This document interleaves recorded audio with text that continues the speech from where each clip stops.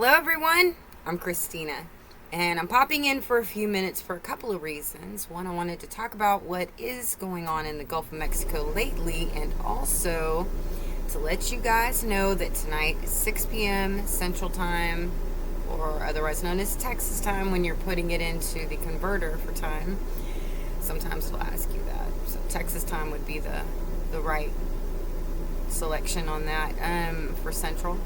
And we'll go ahead and get started. Don't forget to check all notifications, subscribe, please like the video, share if you think it's worthy, and definitely leave a comment.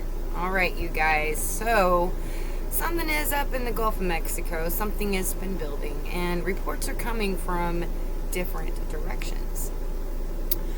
For instance, USGS reported a quake below New Orleans in the Gulf of Mexico about a month ago.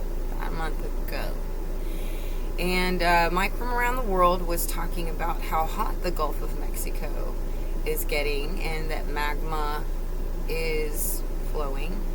I read one comment from somebody that works in the area of the Gulf of Mexico and said that the land has been shifting under there.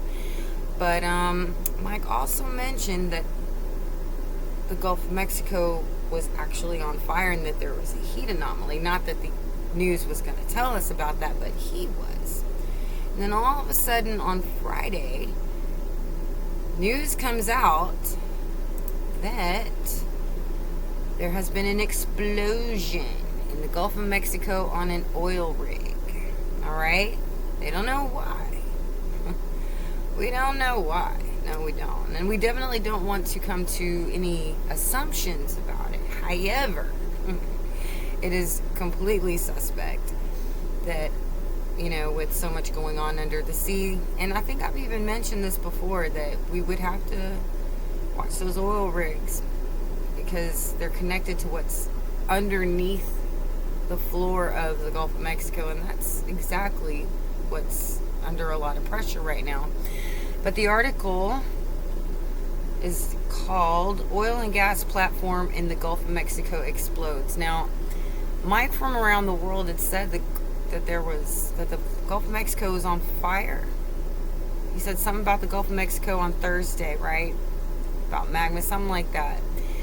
And the very next day, that's when this happened. It happened 2 days ago on Friday.